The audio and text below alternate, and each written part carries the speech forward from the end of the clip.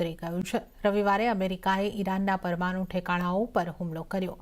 ઈરાનના પરમાણુ સ્થળો ફોર્ડો, નાતાન્ઝ અને ઇસ્ફાહાન પર બંકર બસ્ટર બોમ્બથી હુમલો કરવામાં આવ્યો। અમેરિકા દ્વારા પહેલીવાર 15 ટન વજનના આ બોમ્બનો ઉપયોગ કરવામાં આવ્યો છે। આ પછી અમેરિકાએ કહ્યું કે ઈરાને યુદ્ધ વિરામ માટે આગળ આવવું જોઈએ। તે પછી અમેરિકન રાષ્ટ્રપતિ ટ્રમ્પે કહ્યું કે ઈરાનમાં સત્તા પલટવી જરૂરી છે। ટ્રમ્પે સોશિયલ મીડિયા પ્લેટફોર્મ ટ્રુથ ઉપર પોસ્ટ કરી હતી કે જો વર્તમાન શાસન ઈરાનને મહાન બનાવવામાં અસમર્થ છે તો તેના માટે સત્તા પલટવી જરૂરી છે અને ઈરાનમાં એક નવું શાસન સ્થાપિત કરવું જોઈએ।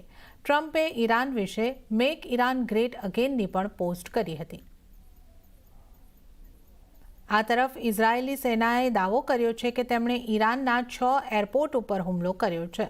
આ હુમલામાં 15 ઈરાની વિમાનો તબાહ થયા છે અને રનવેને નુકસાન થયું છે।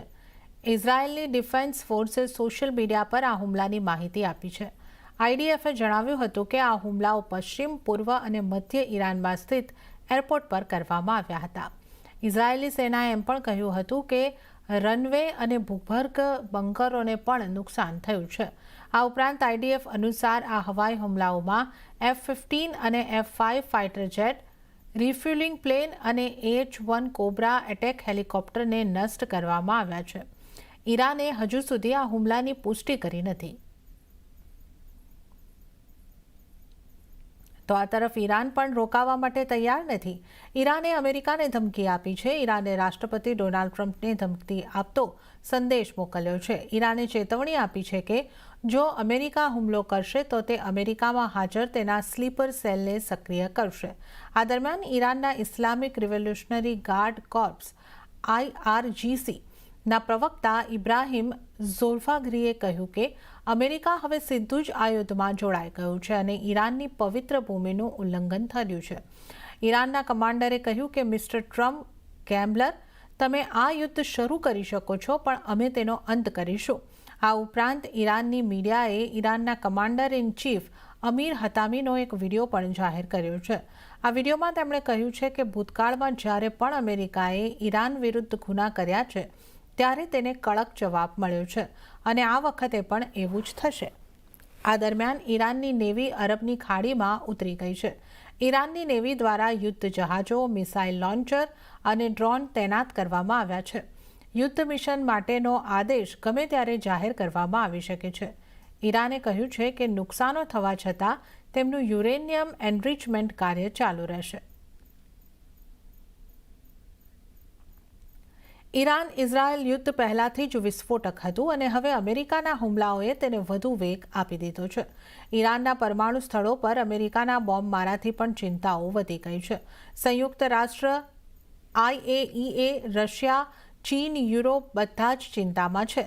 સંયુક્ત રાષ્ટ્ર સુરક્ષા પરિષદની કટોકટીની બેઠકમાં અમેરિકાના હુમલાઓ પર હોબાળા સાથે ચર્ચા થઈ। રશિયા, ચીન અને પાકિસ્તાને આ હુમલાઓને આંતરરાષ્ટ્રીય કાયદાનું ઉલ્લંઘન ગણાવ્યા। તેમણે તાત્કાલિક યુદ્ધ વિરામની માંગણી કરતા ડ્રાફ્ટ ઠરાવ રજૂ કર્યો। દરમિયાન UN સેક્રેટરી જનરલ એન્ટોનિયો ગુટેરેસે કહ્યું કે આ હુમલો એક ખતરનાક રસ્તા ઉપર છે અને તેની અસર પ્રદેશની બહાર પણ થશે। તેમણે એમ પણ કહ્યું કે આપણે યુદ્ધના દલદલમાં આગળ વધી રહ્યા છીએ અને હવે ડિપ્લોમેસી છેલ્લી આશા છે। તો ત્યાં જ ઈરાનના સંકટથી ભારતમાં ક્રૂડ ઓઇલ અંગે ચિંતા વધી ગઈ છે, પરંતુ પેટ્રોલિયમ મંત્રી હરદીપસિંહ પુરીએ કહ્યું છે કે તેઓ પરિસ્થિતિ ઉપર નજર રાખી રહ્યા છે।